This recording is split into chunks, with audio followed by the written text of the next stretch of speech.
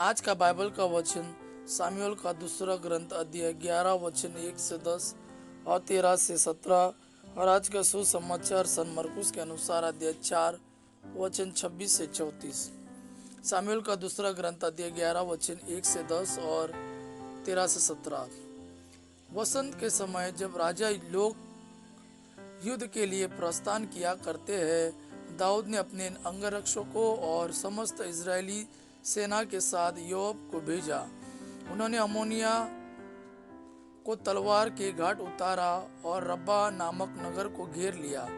दाऊद यरूशलेम में रह गया।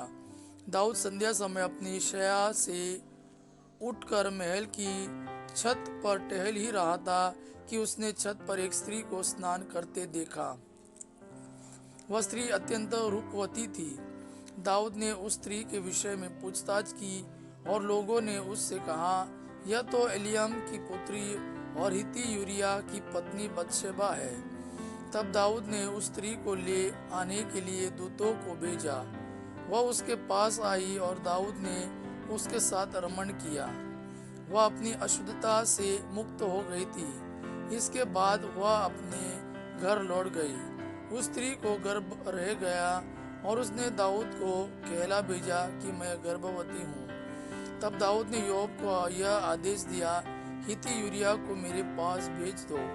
योआब ने यूरिया को दाऊद के पास भेजा। जब यूरिया उसके पास आया तो दाऊद ने उससे योआब सेना और युद्ध का समाचार पूछा। इसके बाद उसने यूरिया से कहा, अपने घर जाकर स्नान करो। यूरिया महल से चला गया और राजा ने उसके पास उपहार भेजा। किंतु यूरिया ने अपने स्वामी के सेवकों के पास महल के द्वार मंडप में रात बिताई और वह अपने घर नहीं गया। लोगों ने दाऊद से कहा कि यूरिया अपने घर नहीं गया। इसलिए दाऊद ने यूरिया से पूछा, तुम तो दूर से लौटे हो, अब घर क्यों नहीं जाते? तब दाऊद ने उसे अपने साथ खाने और पीने का निमंत्रण दिया और इतना पिलाया कि वह मतवाला हो गया।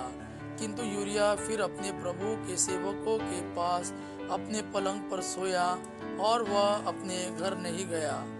दूसरे दिन प्रातः दाऊद ने योआब के नाम पत्र लिखकर यूरिया के हाथ भेजा।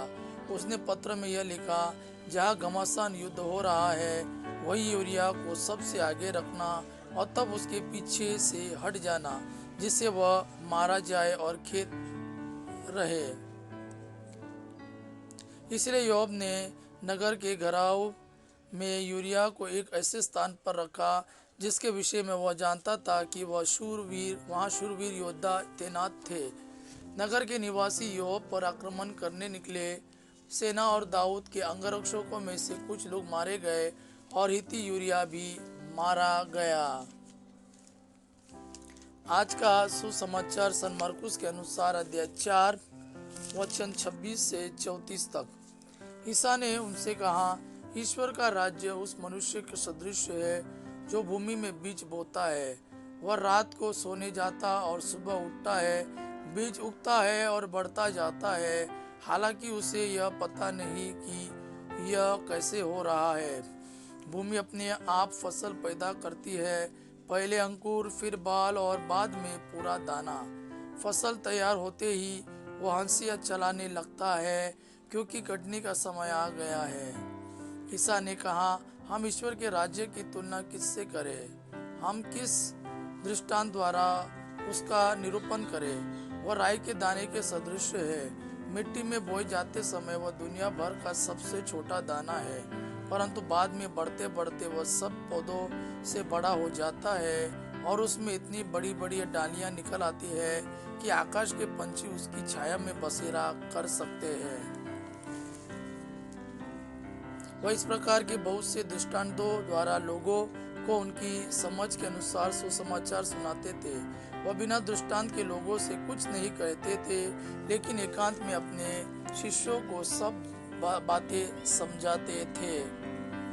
यह प्रभु का वाणी है। प्रभु को धन्यवाद। आबा पिता की महिमा और पुत्र यीशु का प्रेम आप पर सदा सर्वदा बना रहे। आमीन।